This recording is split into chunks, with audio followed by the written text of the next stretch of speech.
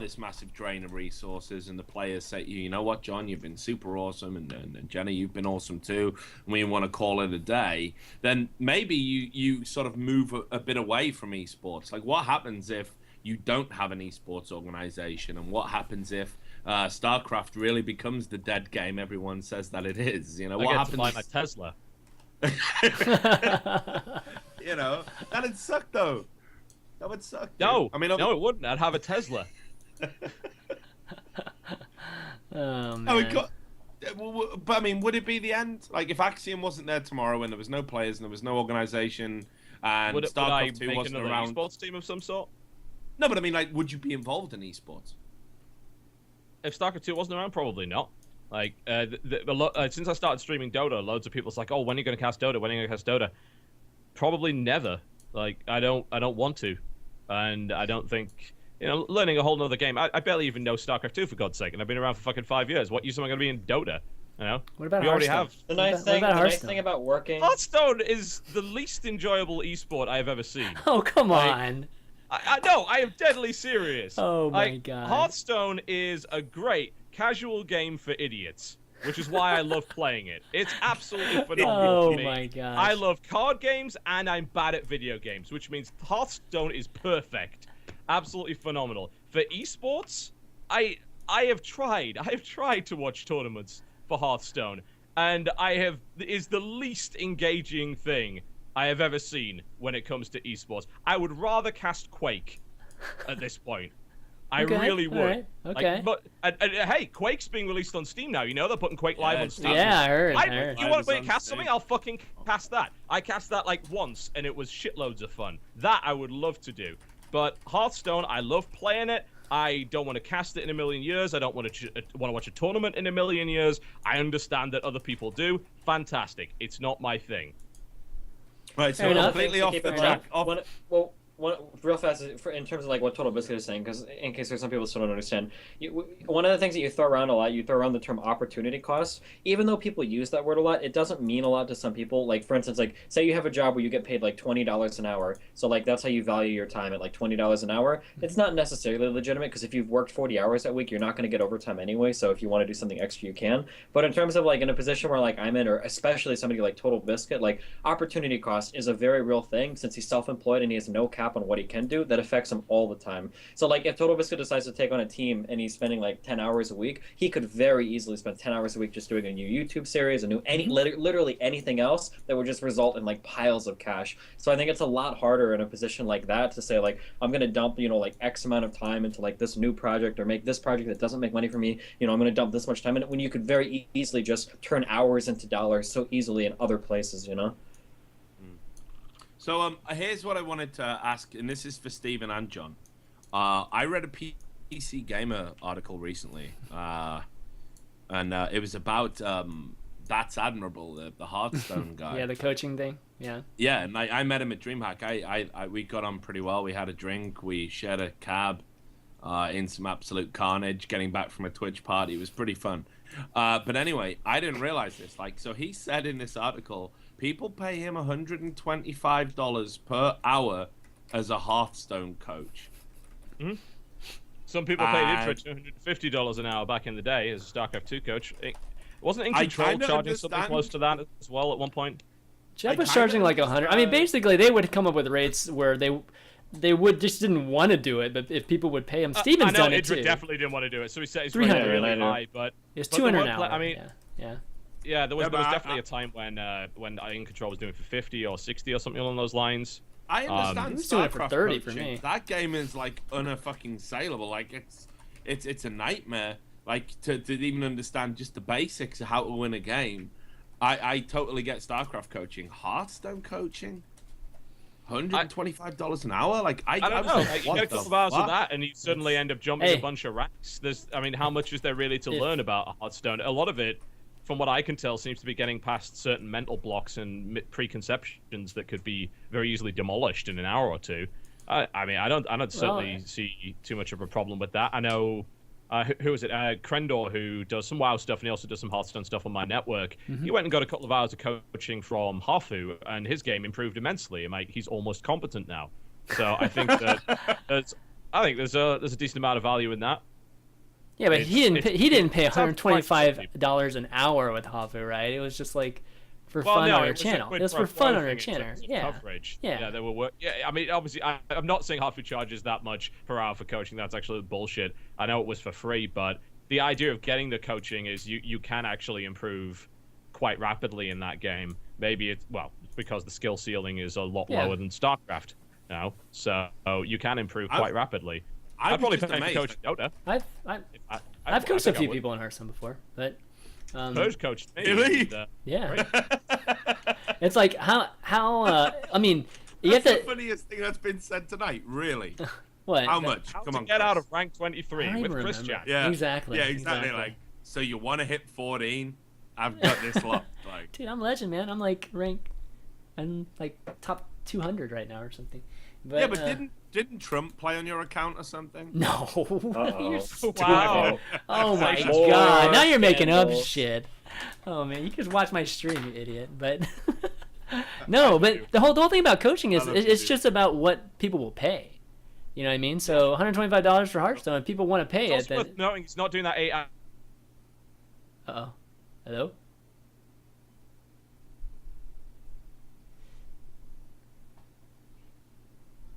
Uh-oh.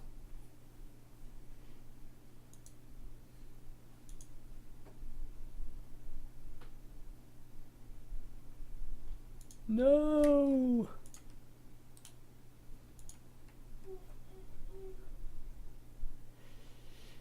Hold on, guys. Skype issues. I cut him off. Hold on. Give me a second.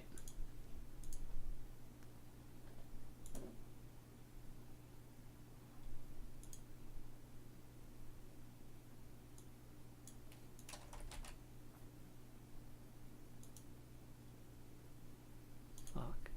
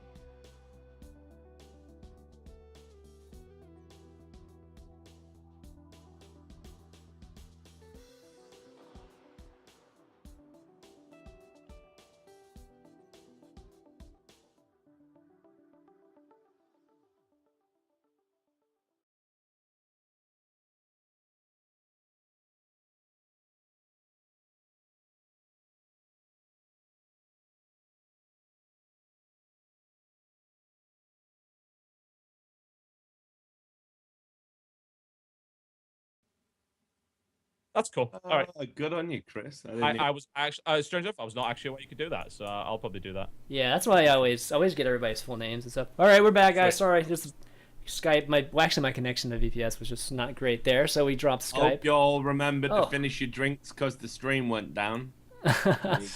Oh crap! Drinking game. Where's Unfiltered, motherfuckers. Get Steven back in, or try calling Steven again. Just how responsible was Admiral for that disconnect? I think that's the real question. Admiral, I'm telling you. No. Nothing to do with it. Anyways, like back to coaching, it's just about how much people will pay. You know, like I'm sure some people paid Steven here like $100 an hour, and part of it is just hanging out with you. $200 an hour for my You know tournament, right? I still have to schedule those. lessons. That's true. At what point, though, would you consider it? I don't know. Like, okay, so this is nothing to do with Admirable. So all the Hearthstone people who were gonna send me death threats and want to kill me in about 5 minutes, whatever. don't do that, right? Whatever. This is a tangential. Oh, discussion. surely they will listen to that. The kind of person that would send a death threat is going to say, I'm trying, like, John. Damn, I'm trying. I truly have rethought my ways. Come on, you've started trying to reach out and reason with people. It's my time as well, so I'm gonna try and do this. But Country of the blind, the one-eyed man is king, Richard. yeah, I know, but I'm gonna try. Okay, so Thankfully, no one's read that book and knows how ironic that statement is. But go on. So how the fuck, right? Can we honestly say at some point where it's not like, I don't know, exploitation? Because Exploitation? Come on. Hear me out. Oh my God. I'm actually going to side Alright. with Richard on this, but go Hear on. me out. Hear me out. Now, in Counter-Strike Source, which was, as we know, not a premier tier esport for a long period of time, but I used to see top players doing coaching sessions with kids. And we're talking like, 14-year-olds, I know, maybe 16-year-olds, I don't know, young adults even, right? Okay, and they were charging them like ridiculous amounts of money to do these coaching sessions. And I mean, fairly ridiculous considering it wasn't a top tier esport. Like, even if the coaching was so good, it thrust you from obscurity to being in a top team, it still probably wouldn't justify the expense. So, at what point do we say that, I don't know, that need for online security, that security blanket, I'm a good gamer, right? Like, at what point do we say that's okay for a coach to take that amount of money from young people? The way that lessons work is it is a 100%, if you're not an idiot or an asshole, it's 100% a numbers game, okay? Let's say, so like here, we'll run through some numbers, okay? If I were to give lessons for $5 an hour, I could give an infinite number of lessons, more hours than I would be awake in a day, right? I could very easily block 10 hours a day of that in lessons. If I were to give lessons at $10 an hour, it would be the exact same. I could do more lessons than I could possibly do. But I can make twice as much money doing it at 10 versus 5. So why wouldn't I schedule at 10, right? So let's say we bump it up a little bit. For $30 to $40 an hour, I could probably give lessons for 8 hours a day, okay? For $30, $40 an hour, I could give lessons at 8 hours a day, okay? Let's say $40 an hour. It's a lot of work. It's decent money. Well, I mean really good money, okay? But let's say I could give 8 hours a day of lessons for $40 an hour, or I could just do 4 hours a day at $80 an hour. Why wouldn't I bump it up to $80 an hour, right? Because I'm getting the exact same amount of money because I'm doubling my rate, but I'm cutting my hours in half. And then you can take it a step further. Well, let's say for 4 hours a day, I could do $80 an hour. What if I bump it up to $200 an hour and I only work for like an hour and a half a day? I just give hour and a half lessons for $200. You see how you basically what happens is at the end of the day, you're making the same amount of money. You just have to keep cutting back the amount of people that you give lessons to by raising your prices such that you're basically just making the same amount of doing less work. That's how I think most people approach it in terms of like how you decide what dollar amount you want to set your lessons. If you look at it from a purely economical standpoint, you're absolutely right. I think the point that Richard was making, maybe I interpreted it incorrectly, but if so, let me make it more correct, is that I'm sorry, Richard. I love you. No, anyway, I love you too. I won't get to do this anymore because Christian's fucking off. No, I know. You're probably right as well. You probably are about to make it more correct. So the problem with it is that the people that you're talking about who give coaching are also personalities, and if you are not careful, what you can end up doing is saying, give me $125 an hour to have the privilege of playing games and talking with me. If you were a personality of any sort, you could actually very easily do that. But you got to think about the kind of people who you would end up taking you up on that offer and whether or not you are being damaging, essentially. Like, it's this nasty parasocial relationship that has been exploited by many people, whether it be streamers or YouTubers, the whole, I'm your friend, I'm going to build myself up, and or you're going to build yourself up as someone that someone else idolizes, and they just desperately want to connect with you in some way, and you kind of put a paywall in front of that, and people are willing to pay any amount of money to do it. Yeah, so, you're absolutely on the money. Yep. Yeah, right. But I do not in any way believe that that's what Admirable's No, and that's what I mean. That's why there is coaching. As long as you're pretty. I know we talk about Admirable, exactly. but it's nothing to do with Admirable. I absolutely want to stress that. Like, he's a cool guy. I am not saying he's doing that at all. But I think some coaches for various games probably have done.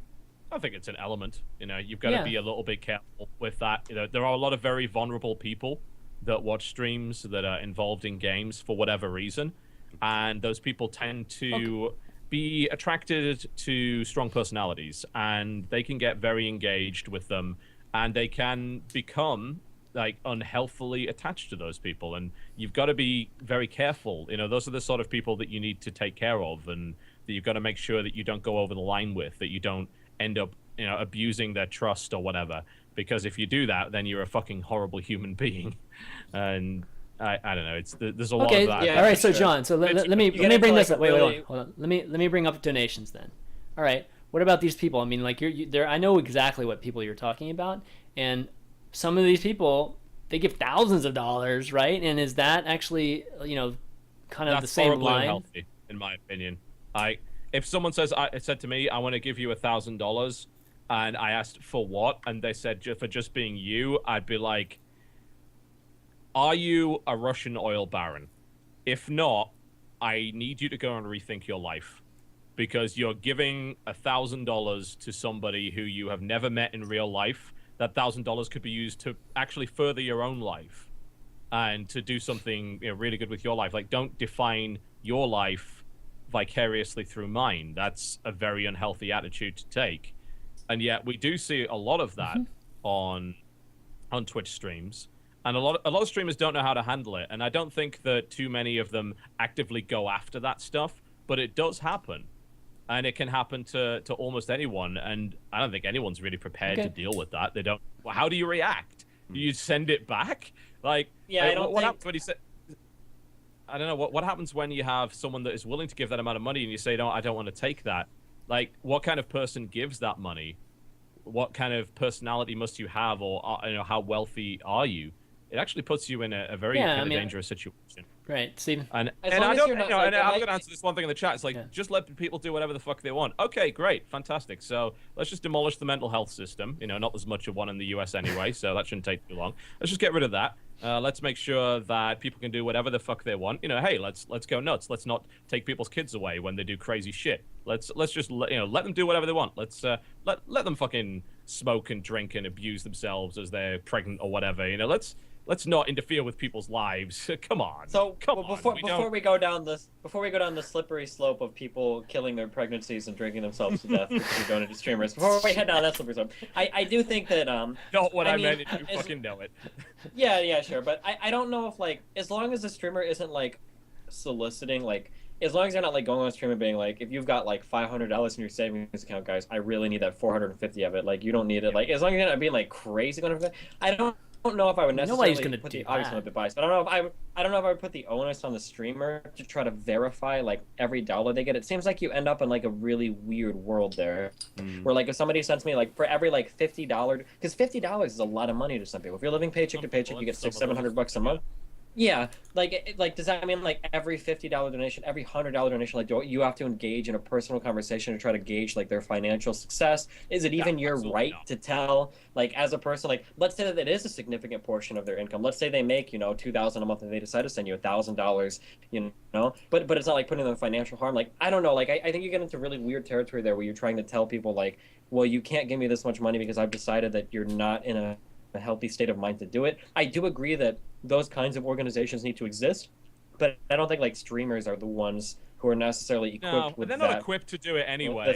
So where they're going to get that information from, I think it's. I mean, I don't think there's a right way and a wrong way to do it, but there's definitely degrees to it. Are you actively soliciting when you say put up a top donation thing on your stream? Now, that's a fairly common tactic. Yeah. What about when you have sound effects and a little announcement every time there's a donation? Does that constitute active solicitation, or is that just merely an automated way of thanking somebody? But if you look further into it, those kind of methods are designed to drive more donations. That's why they're there. Yeah, and it works. And it works. It's very effective. There's all kinds of donation quests, trains, there's things like quests, and there's Yeah, you run those, Chris. I have subquests. I have subquests. Yeah, and I think I like discussing these ideas. I don't want to condemn them as right or wrong, especially considering that they can all be really presented in different ways. And let's be frank, some of these guys really, really need those donations because they're not making anything off Twitch or anything along those lines, or maybe they're donation driving for a good cause. Maybe they have a medical bill to pay or something along those lines. And it all has to be taken in context on a case-by-case basis. And I just do think that if you are asking for money from people, you do have a certain level of responsibility just to be very careful with how you approach that and make sure that you're not actively exploiting people. I think the role that you perform as well is hugely kind of influential over whether it's okay to take that money or not. I mean, I've been in a position where recently, between jobs, when it was announced I was leaving esports heaven, I think there was some of my fans out there that thought that meant like, oh, I was going to leave esports or I was going to be homeless, or whatever. And like a bunch of people came forward and were like, Rich, I'm doing really well right now. Like, how much is your rent? Like, I got a message, how much is your rent? I will send you your rent money. Wow. And I was like, what? That's crazy. Yeah, and I was like, what the fuck? I sent it back saying, right, like, if you've got that kind of money to burn, that's great for you. Like, maybe think about donating it to a charity or whatever. But like the idea that I would ever want anybody, like, I don't know, I'm old-fashioned with that shit. Like, I wouldn't feel comfortable with it. I know the thing is, I mean, what TB's saying is like I totally understand it. And no, I couldn't agree more with it. But this other thing is, it's where it's the gray area because these people, they're obviously entertained by you, right? And even though like the facility isn't necessarily there for them to pay you outside of like subscriptions and that sort of, this donation thing is a completely third party thing, right?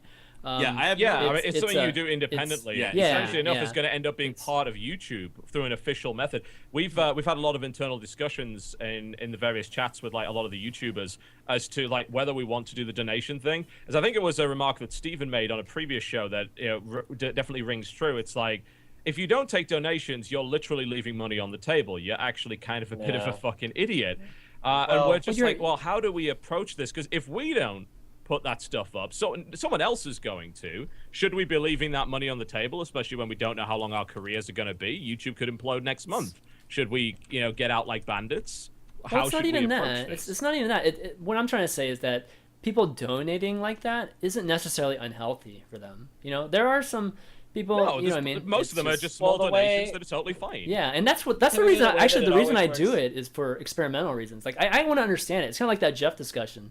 Like You're experimenting on children? No. You're funding illegal research? No. Just that's the whole. What he's quitting for. Now we understand. God, oh man. Now that's gonna be on top of Reddit now. No, to the whole top donator and the sub quest and all that stuff. I just want to understand, like just how that works and just the psychology behind the viewers and how just if it is kind of potentially bad and that sort of thing. And a lot of cases, I don't feel like it is unhealthy. You know what I mean? Like. When you're talking about thousands of dollars, most of the time it's not. Yeah, most of the time. When they're donating. Sometimes it is. Yeah, but I guess just not bucketing all of them in the same thing. It's a hard discussion. It's really case by case. Yeah, that's why it is a hard discussion. There's no right or wrong way to really look at it, and each streamer approaches donations in a very different way. Some don't do donations at all. Yeah, and it really comes down to, again, individual decisions. I know Americans just love that whole thing. It's like, stay out, keep the government out of all of my personal decisions and so on and so forth. That sounds amazing, but there's definitely some times when you've got to look at it and say, well, is this person making healthy decisions? Are they actually ruining their life? And I don't think I'm the kind of person that can sit idly by. Maybe it's because I'm British and we don't really do that. Yeah. It's like sometimes we have to intervene and not let someone destroy their own fucking life. Yeah, we've seen it happen. Okay, there was fuck, I gotta remember the name of the article. John will know it. I'm pretty sure there was an article about TF2 microtransactions chasing the whale. Was it? I'm googling it now. That sounds about right. Yeah, chasing the whales are what you call people with money. Now, a term chasing for the people whale with might money. sound like a euphemism for my early love life, but it's absolutely not true. Don't. I had many beautiful women. Now, chasing the whale Wow. is a Gamma Sutra article called "Examining the Ethics of Free-to-Play Games." It's talking about microtransactions in there, and I it can speak of that interviewed numerous people who were addicted to almost that rush of buying items and stuff. So you're thinking, okay, Richard, this has got nothing to do with what we were just talking about. Now, what John astutely pointed out was that when a streamer puts somebody's name at the top of a stream and says, these guys are great, like, you make them part of the family, you make them part of the stream, it's almost like they are having that moment of fame in a lot of ways. I mean, it doesn't need to be as direct as Cutie Pie, for example, saying thank you for joining the Big Dick Club or whatever. Just having your name there is like a real, I don't know, point of pride to some people. And if you've got just allegedly disposable income, some people will buy into it. And this is what I mean. I don't think any of these people are not vetted. That sounds too strong a word, but I don't think that level of engagement is there from the streamer and the donator. I don't think like they say to them, hey, like afterwards, you donated $500. Is it okay if we just have a chat and I get to know you? Because I need to feel comfortable taking your money. And then if you quickly realize that, maybe this person isn't the full shilling, or maybe it's borderline exploitative, or maybe they're young or something like this, that's something I'd want to know before I took money from strangers. Like I openly reject money from strangers anyway. Okay. Like I just think I'd like to see a bit more, due diligence done by streamers before you take those donations. And John's right, it is stupid in a lot of ways. Like, you are leaving money on the table, but what kind of money? It's very hard to do that. We're walking into the same. Yeah. We're walking into the same conversation that like me and Thorin were having earlier in terms of like acting right in a world full of people that might not necessarily be acting right. Like it's really hard. I mean, like, you could do it. I mean, to some extent, like, I leave a lot of donations on the table versus what I could market. But I mean, I still do like my subscription service and whatnot. But I mean, like, to ask a person, like, you have a person that goes out, the average American is living in a ton of credit card debt. They go and buy a car that they really can't be making payments on. They can't afford the maintenance on it. Nobody gets their oil changed. You go out and you max your credit cards buying dumb shit for, that you don't really need, whether it's $300 shoes, a $700 suit, like stuff that you can't necessarily afford, and you waste all this money on fast food. Like, is this the lyrics to a Papa Roach song? Sounds, are you really familiar? So people go out and they waste all this money and all this stuff. They buy all this shit they can't afford, and then they go home and then they go to donate to streamers, and then it's the streamer's job there to say like, "Whoa, I'm not comfortable with you giving me this money." Like after they've wasted so much money, like it's a really weird. It's like a really weird dynamic there where you're telling the streamer to be self-conscious in a world where everything is like advertised, and you're like, fucking people finance the dumbest fucking shit, like layaway in stores. Like if you can't afford a fucking $200 thing, you need to put it back and like save some fucking money. You don't need to put it. You don't need to go put like one tire on fucking layaway while you save up to change the. Like, come on, like. So here's what I'm actually saying, though, Stephen. Right? So I don't operate in the realm of extremes. I'm not talking about scrutinizing $1, $4, $8, but like some of these people, like we talked right at the start of the show about Winter breaking his monthly streaming target by about $3,000 or whatever it was. If I was him, I'd be wanting to. He has a monthly donation target. Yeah. It's Every like streamer has a target, it's right? Is it? I don't know if it's like that. I don't. But not every know. stream will publicly say like I need to make 3,000 this month or whatever. It's kind of interesting. Okay, well, all right. But I don't know. I guess there's actually something admirable about that, really, when you think about it. Just because you're saying this is how much I need to live this month. Okay. Yeah, I think there's a lot of streamers out there that have like subscription targets, and there's definitely that's sub targets. Yeah, there's quests for that. I haven't seen too many donation goals. I've seen like sub targets is a big thing. It's like a certain number of subs. That's fairly healthy because it limits how much is being given. It's like $5 in small amounts. Like, okay, I'm not going to be worried that someone's not going to feed their baby this month because they gave $5. The thing with subscriptions, though, is that even if it's minimal, at least they get something, just even in the form of just emotes, right? They actually get something. It's still more of a service-oriented thing, and a lot of content producers do shit for their subs. But with donations, yeah, I mean, it's a separate thing. I'm trying to make my subscription very service based, like, because I still have the grandfathered in ad free stuff, which is like actually a reason itself to sub. Right. But then I've also got like the co-optional podcast VODs 2 days early and stuff like that. And because I'm comfortable with that, because it is an obvious service with objective benefits that I can write down and say, no, this is not just for you, like, supporting me or some, nebulous bullshit. It's like, here's a service, you can pay for it, or you can choose not to. I'm not going to be too worried either way. Let's go. Right. That I think is healthy. I think that's comfortable. So I think so what I was saying was, I think if somebody donates a very significant amount, I would want to know where that comes from, and I would want to know that person intimately. And if they were a regular donator, I would want to know as much as I could about them. That's money that they're putting into your pocket. You're going to have to declare that money to, somebody when it comes to tax purposes. Yeah. So, there's a little bit of self-interest in getting to know where it actually came from before you do that. Well, it doesn't really matter where it came from if they were donating it to you. I mean, you don't have to. Yeah. Well, it can do. For what? Even if it's stolen, like, I don't, like, it's not like you're gonna get fucked if somebody, if you unknowingly take. But you need to know. Actually, in some countries, you in get UK, it ignorance. Anyway. Yeah, I was gonna say ignorance. In some countries, I don't think it works that way in the United States. All right. I actually think it does work that way in the United States. It certainly does work for goods in the United States. You don't get to keep that shit. You don't get to keep it, but there's not like criminal charges pressed against you if you unknowingly. No, absolutely not. But you still. But anyway, so just be careful not to spend it because the police like come. Yeah. So side argument, but I would. I don't know, like if you got talking to some guy and he was donating $500 every month, and then you quickly realize that, like, I know a little bit about him, like he still lived with his parents and they were his full-time carers, and of course. I am very concerned about people that do that, like, and I've tried to put a fairly large barrier between me and my viewers for that very reason. It was even a long time ago, before I started doing this professionally, I started to get the idea that, like, working with volunteers was a really bad idea. Because a lot of the people who would volunteer to work with you, they did it because they wanted to kind of be in proximity to you. They wanted to speak to you. Next to you. I want to be close to you. I was like, oh god, it's just the shivers run down your spine. But singing on Unfiltered, yes. I've got a voice, man. I've got a voice. But and it happens a lot more now, and a lot of people like, oh, can I intern for you or whatever? Right. And a lot of them are just like, they want the experience for the resume. Cool, I understand that. I don't have anything for you to do, and secondly, I don't really want to put myself in that position where the quid pro quo going on is anything other than I am the employer, you are the employee, and I'm paying you for a job, and that's as far as our relationship goes.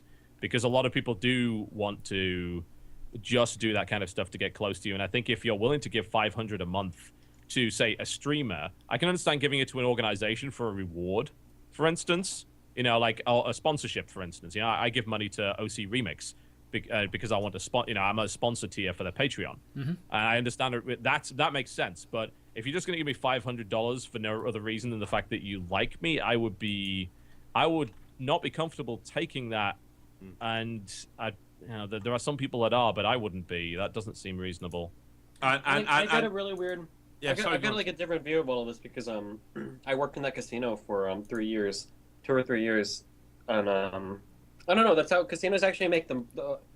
If I don't fuck my numbers up, the Harris brand is the largest brand in the world. They've got something called the Total Rewards, right? There are like 4 different tiers of cards. Diamond and 7 stars are like the 2 highest.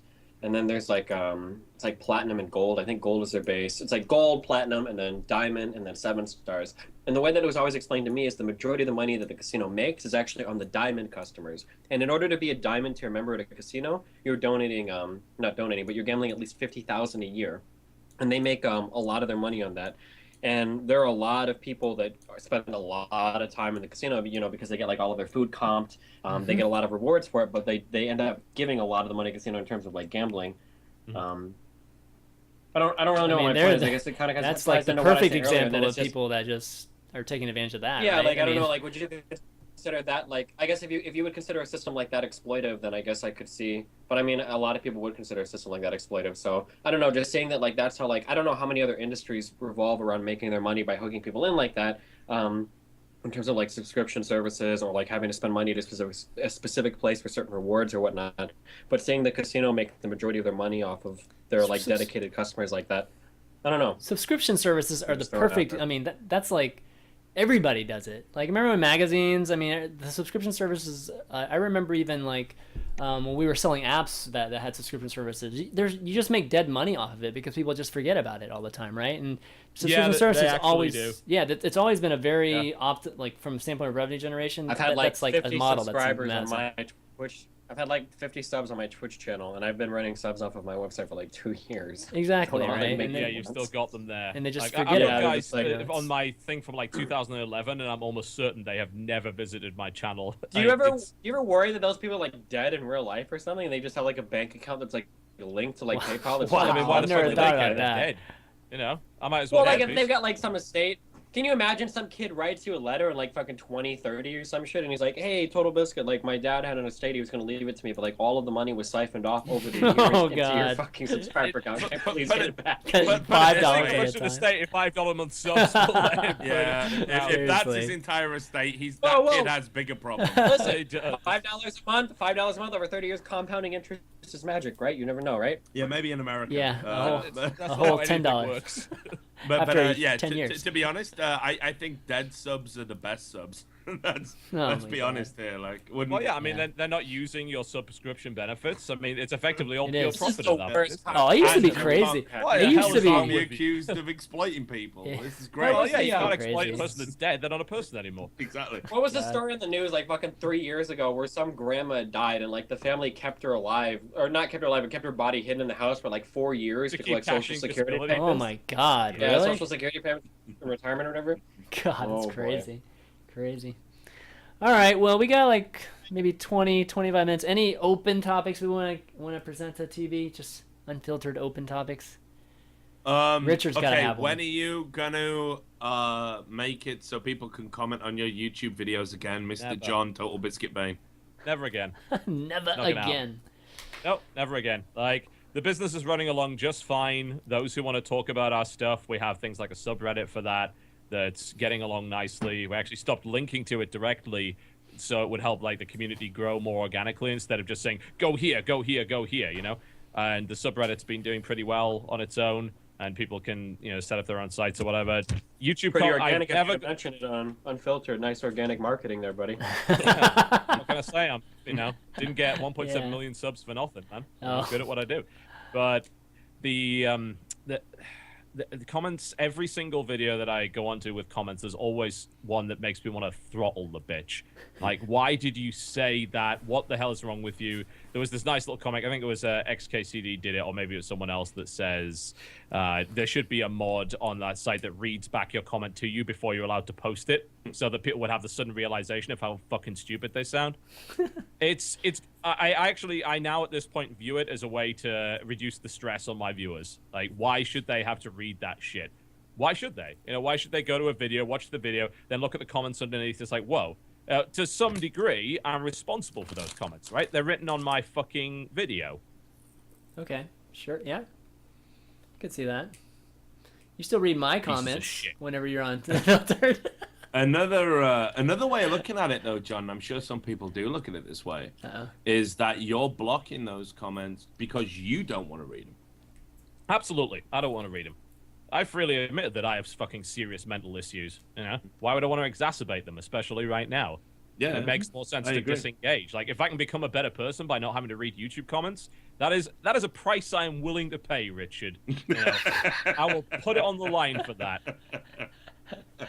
It is what I mean, though. No, but I okay. So here's the thing. Like, I gotta ask you, of all people. I think we're the closest in this. Right. So I'll read 10 comments and they'll be like, "Hey, great article, Richard," or like, "Really liked you on Unfiltered, the way you talked over that Chinese guy," or whatever. Right? Like, they'll say nice things, and I just go, "Yeah, okay, that's cool. That's nice," and it doesn't register with me. Doesn't register. And then the one comment, like, "Richard, you're a fat bald asshole. Kill yourself." That Chinese guy knows more about esports than you. Destiny is a legend. You're a fuck up. Why are you riding on their coattails? That's the comment that makes me like so fucking super angry, and makes me be like, well, fuck it, man. I'm gonna drink beers on air and have a breakdown, and I'm never gonna work in esports again. Like, so what I'm saying is, like, right, I know that's completely fucking irrational, like, laying it out now, like, in the cold, bare light of everything, like, but I can't help it. And I was wondering if you could give me some insight into what it's like to be a similar mindset. Because everybody loves you, like, the vast majority... What? The vast majority... wrong with you? The vast majority of your comments are positive. Fact. Oh, I've yeah. seen them. Yeah, come on. Fact. Of course. Sure, okay. 80% of your comments, maybe 90. I'd love to do a count. All of the people who consume your comment regularly love you to bits. And yet it's like the trolls that you allow to sort of dictate decisions. You don't see and I it. do It's the same thing you just said. Like that. Yeah. I mean, not only are we wired that way, we're wired to see the negative, unfortunately. Like, we don't, especially when you get a lot of positivity, that one negative comment overrides all of that shit.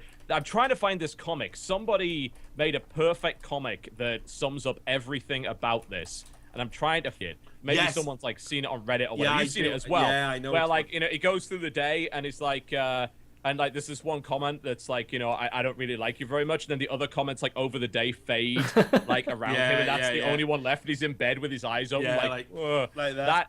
That is a real thing. A lot of people feel that way. But here's the thing: like, we're intelligent, rational adults, John. Speak for yourself. No.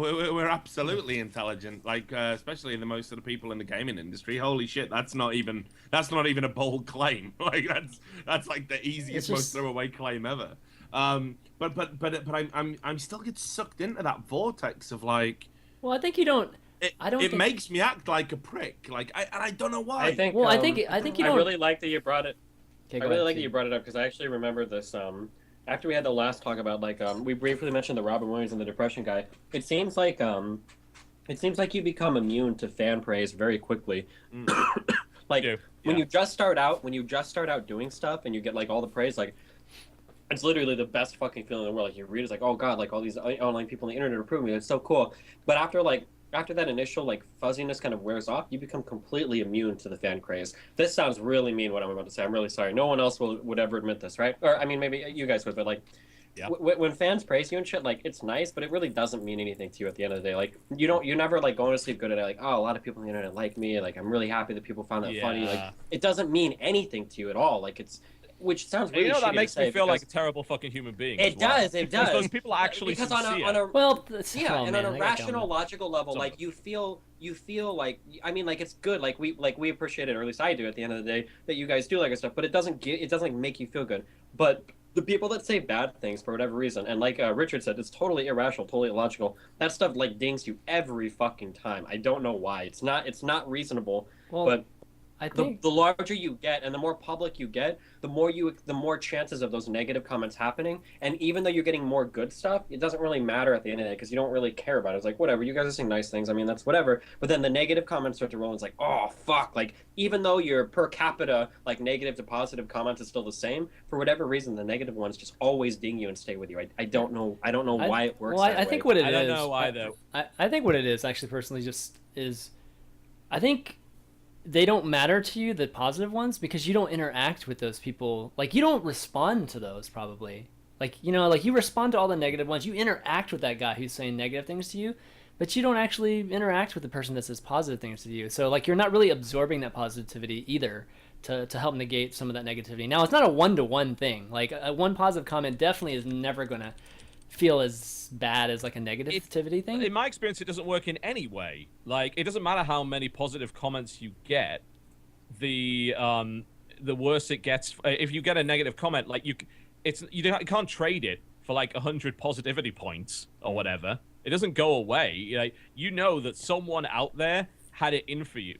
Like, someone actually thought that enough to post it on the internet. Whether they were sincere, I don't know, but it eats at you for a while. Eventually you forget it, and then there's another one that comes along. And you know, the larger you get, the more people will do that to you. And then you'll pass a certain point where you're kind of a household name, at least within the gaming niche. And there's always somebody talking about you in some way. And I don't know. We're not wired to deal with that shit. We are not. It's Thinking insecurities, maybe. Just that kind of thing. No, but I used to go fucking nuts about this. Like, it is a natural thing. It's a natural thing. I used Everybody to lash out, right? I used to lash out at this silent majority. I said all the time, the silent majority that enjoy your shit but don't say anything positive are scum. That's what I used to say, right? and then that's not the way to go. Yeah. No, I know. That's not the way to go. This is why I've been irrelevant for so many fucking years. This is why I've been in the wolf zone, we like to call it. Whoa, boy. Right, so anyway, I was like, okay, let me actually assess about the silent majority, and I was like, holy shit, they're not that fucking silent. Like, it's actually there in front of me. Why can't I read it? Why do I skip straight to the guy who's just wanting to wind me up, just bait me into an argument? Why do I feel so compelled to go and defend myself to him rather than say thank you to the guy that's saying something nice? Right. And I don't know. I cannot explain it. It's so fucked that I do that. Like, it's I'll tell you this, man. Crazy. The last time I kind of went on a positivity binge and started thanking people for that, people accused me of being egotistical. Like, it's like, all you want to do is fucking lavish and praise, you egotistical prick. I'm like, I can't fucking win! Yeah. That's it. That's all the evidence I need. To be fair, you are so famous that you are doomed. You are damned if you do and damned Well, if you it's don't. pretty hard to respond on, like, I mean, how many comments do you get? You probably get, like, hundreds and hundreds of comments, so... Yeah. I'm sorry, hundreds? No. No? Excuse me. I think you're fine. Thousands of comments. When I used to have comments on, I actually had an email filter for them, and I used to clean them out every couple of months. And I think the last time that I did it was someone found the comic is it is the comic. Oh yeah. I'm giving it to you there. That's the right one. I used to have a filter, and it was like, you're about to delete 550,000 YouTube messages, and they were all fucking YouTube comments and shit like that. And I mean, I crashed my Gmail for hours. I couldn't even use it because it was still deleting shit. But I don't know, it's too much noise. Like, no one person's equipped to deal with that shit. Yeah, nobody. And those that look like they have found other ways to cope. Yeah, and usually have people in between them and the internet.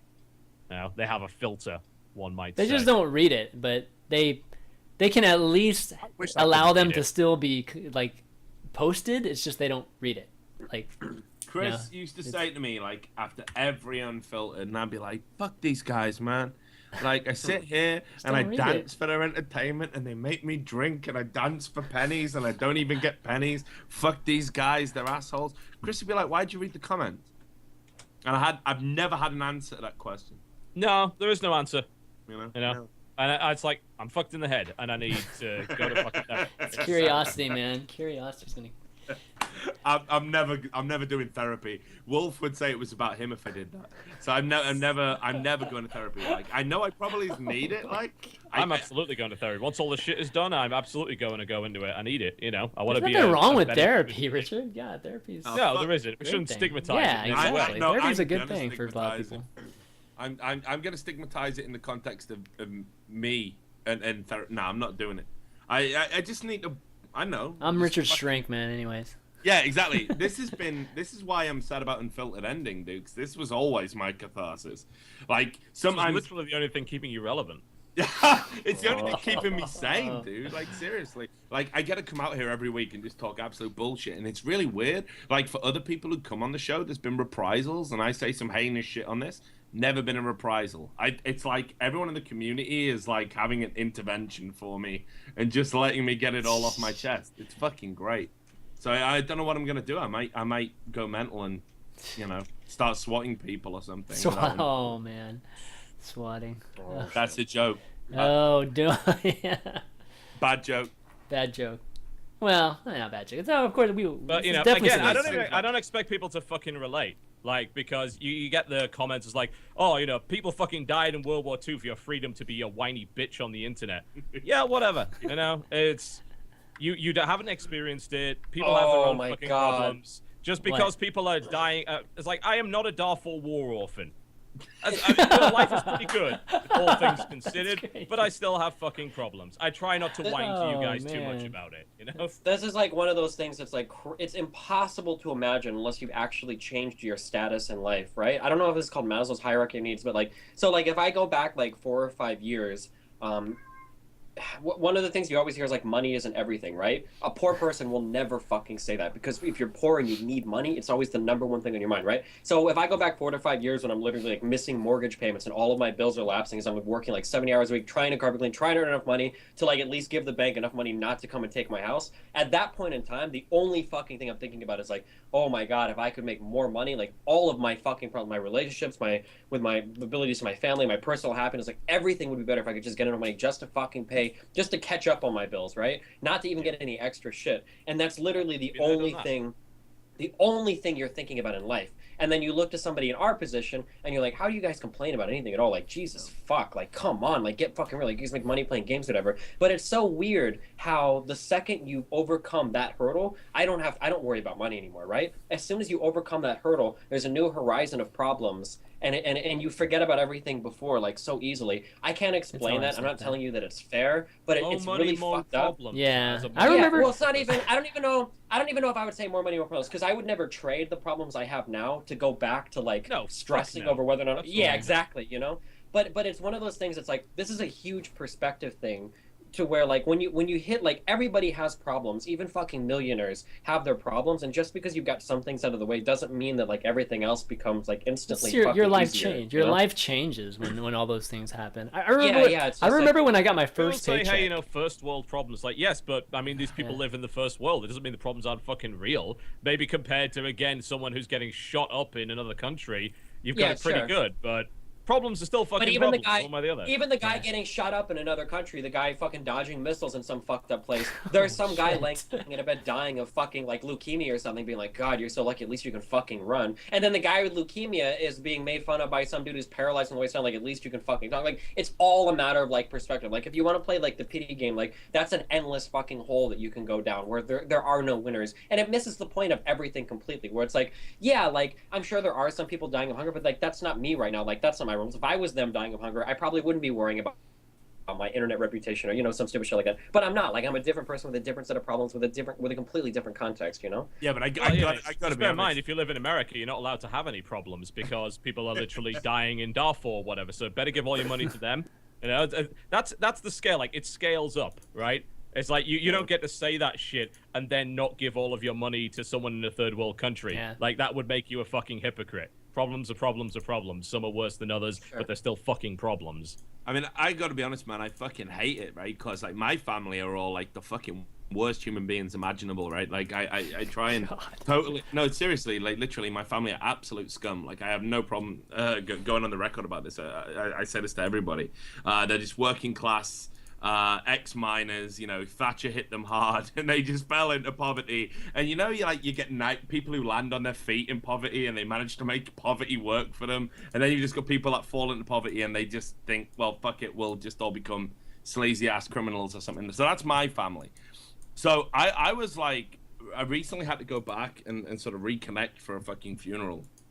And I was like thinking, fuck these assholes, they're scum. I don't even really want to be here.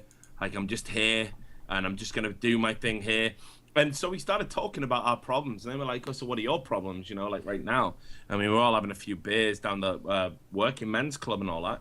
And I was like, oh, yeah, well, you know, like, I do an internet show with a guy called Chris, and it's so fucking dumb. I do this internet show with a guy called Chris, and maybe he's gonna end the show, and like maybe my internet relevance is gonna. Oh, yeah. And I was like trying to word it in a way that these dudes could understand. It didn't make them think that you're a complete fucking loser. Right? They're like, you're such a fucking loser. Right, yeah. So they're looking at me like, what the fuck? I mean, they already think I'm a piece of shit because, like, I didn't join the army or a criminal organization anyway, right? And then they fucking are, like, looking at me like, what, like, that's really it? And I'm like, well, you know, there's some other stuff. What's going on with you? And they're like, oh, well, you know, like, the fucking power plant I work at's getting shut down. Like, I got the house burned down. Yeah, you know, like someone stole me foot. You know, my mother's dying. You know, the auntie you never speak to, and we've all got no money, and we're all miserable. You know, but like, we're really proud of you with that whole internet thing you got going on. And I was like, oh god, this is the fucking worst, dude. one of the most, I say this about every problem I have in life. One of the most frustrating things is that if you now were to go back and try to convince yourself that what you know to be true now to the person you were 5 years ago, you'd never be able to fucking do it. No, no. It's always the Context zinger. is king. Everyone has a different perspective. I'm literally, like after that recently, when I couldn't do the Unfiltered because I had to go back for the funeral, like those last few weeks I've been pondering, like, holy shit, like I've really lost quite a bit of touch with reality almost. Like I think this is important, and I've always been one of the guys that said this isn't important, and now I think it's important because I can get a little bit of money. So it's been like really fucked up. It's been like a head wrecking last few weeks for me. But like I totally agree. Like perspective is important, but ultimately, holy shit, we're a bunch of privileged assholes. Like I just want to say, like, the shit we can complain about, like, check your privilege. Yeah, for sure. Yeah, check my fucking privilege. Check it immediately. Yeah, I'm gonna. In fact, you know what? Like, I met tested. I met a joke. You feel sad. You literally feel bad at the end of the day because you're so famous on the internet that somebody who's never even met you in person before is saying bad things about you. Like, Jesus. Yeah, I know. It's unreal. It's so stupid. Like I said, if you go back any number of years and you try to explain the problems you have now to if you came from a shitty upbringing, like, it's unfucking real how little sympathy, how much of a fucking idiot I would have called you, like 5 years ago. Like, come on, you fucking real. Like, please. Yeah, but that's what I mean. So imagine introducing the you of the now to the you. Yeah, that's what I was saying. If you go back 5 years ago, like, what would you? 5 years ago, first thing you say, what the fuck did you do to me? Like 5 years, like I don't know, maybe I was still taking it a little bit seriously. But if I went back like to the fucking guy that was at university and was like, right, Rich, yeah, you know how like right now you're like trying to be this like big shot fucking university campus doing all these illegal things. The biggest concern in your life is going to be like how many Twitter followers you have. By the way, Twitter doesn't exist now. It's like this little thing where you just got to type, "Oh, I had breakfast today," and everyone who follows it says you're amazing for doing that. I would be like, "What, dude? I would have killed myself then to stop me turning into the guy I am now." Like, seriously, it's so fucked up. Like, I don't understand it sometimes, how people can get upset about this stuff, and yet I still get upset about it. And yet you do anyway. Yeah. It's good to have moments of self-reflection to realize how fucking crazy shit got at some point. Yeah, I know. I'm getting called out for all the crimes I did. What are your crimes, Richard? Oh god, I did some money-making activities that were maybe illegal. Like when I was at college, okay, just to put this in context, it's not all drugs. Does anyone remember the Jolly Rogers cookbook? You must, John. Oh yeah. That was the one that let you make pipe bombs and shit. Yeah, right? yeah. It went on to like become called the Anarchist. Anarchist cookbook, yeah. The Anarchist cookbook, yeah. So when I went to college, this is a long fucking time ago, okay. So how I paid for things at college, like how I got my money, was people, because we still had Amigas and shit. Like not everyone had a PC. So I used to, rather than sell the floppy disk, I would print, if people didn't have a home computer, because I went to a really poor school, I'd print it out for them and like charge them £10 for like a ream of printer paper that cost me maybe £2. And people wanted to buy the Jolly Roger £5 a floppy disk, got £10 printed out. So that was like my illegal activity. And I'm not willing to say anything else on camera. So. I used to print out cheats for people because most people didn't have the internet, and I did. So like I'd go on happypuppy.net, I think it was, and find cheats for PlayStation 1 games, and I'd print those out and I'd sell them. You used to buy. You used to have to buy the magazines or like the cheat books. Yeah, and those that's expensive. The code books, like $30. Yeah, it's like all these cheats fucking... you wouldn't use for thousands of games you don't have. For like, thousands of games, and you'd flip through the pages in the store hoping that they have like a. Yeah. Like a cheat second for your game. I remember my thing in school was I don't know if you can still do this, but they used to do book buyback at the end of the year. They still do. Apparently, they do it in college supposedly, but for my book buyback, I got ripped the fuck off. But apparently, that's the same for everything. But in high school, the book buyback is some serious fucking shit. And the buyback prices are based on like the prices of the books that you paid them for. So like if you bought a book for $200, they bought it back for like $100. So what I found out was that they don't check any of the information when you go to sell the book. So I went on like Amazon, and the internet was still like, not many people were like hip on buying stuff online and shit. But I went on Amazon and I ordered like fucking like 40 or 50 textbooks that were like the same version and shit, but they were like really cheap because it was online. And I sold that shit back. I made like $1,500 for that summer. It was good shit. That was my high school scam. All right, well, let's wrap up with TB here. TB had it's great having you on. The episodes we've had you on, you've probably been one of the most frequent guests, I would say, right, guys? I'm pretty Every now sure. and again. Yeah, I think so. Yeah. So really appreciate all the times you've been on, and again, the episodes have always been really, really great. And... Apart from the Avillo one, which I'm sorry yeah, that's true. God. Now, do you want to talk about Avillo? No, we're not talking about Avillo today. No, we're okay? not gonna. But let me just tell you one story about it. Right? So you know how I bought him that microphone? Yes. Yep. Right, and I absolutely did do that, right? So after I bought him that microphone, I like sent it to his house, had it shipped like next day delivery as well. Oh my god! And everyone was like messaging me like, "Oh my god, like I heard Avillo's new microphone. He sounds really good now, you know, kind of. He sounds as good as he's gonna get right now." So, and I was like, yeah, cool. So then I messaged Avillo and I was like, you know what, it'd be nice. Like, maybe we could do, like, just an interview or something, like, elaborate on some of the things we talked about. Get fucked. I got told to get fucked after the microphone. That's what he said? Like, he said get fucked in a nice way, but, like, wow. Wow. On, yeah, like, I bought you a gift. Like, at least give me an hour, dude. Fuck. So yeah, Richard, sorry man, your kindness coins don't work. For the no, I know, like serious. Wow, I can't even. So you know how we were talking about how like it's awesome that people will buy and pay anything to be around the people they admire the most. Imagine how I feel right now. Imagine how crippling it is for me. You fool. But all right, yeah. So we're gonna actually go into round 4 with DJWheat in a little bit here, but gonna grab something quick to eat here before I fall over, and probably start cracking open some beers here because I think we still got another few hours, and I don't think I'm gonna be able to survive if so not. Hardcore. Yeah. Oh yeah. Exactly. But John, again, thanks, buddy, and of course I wish the best for you and your health, and just continue doing the awesome things you do, of course. Yep, hopefully everything goes well for you as well, and I'll probably pop into your Hearthstone stream from time to time to backseat game like an absolute twat. Of course, that'd be awesome. All right, buddy, take care. Yeah, see you around. Brother. Bye. See you later. While Chris goes to get some food, me and Richard, we're queuing up. We'll play some CS:GO. 20 minutes. 20 minutes, 15-0. We can do it, right? Okay, we probably could. I can only play the dust map. Okay, I haven't learned. I'm so drunk, and just before. Oh God! Don't call it the dust map, please. But anyway,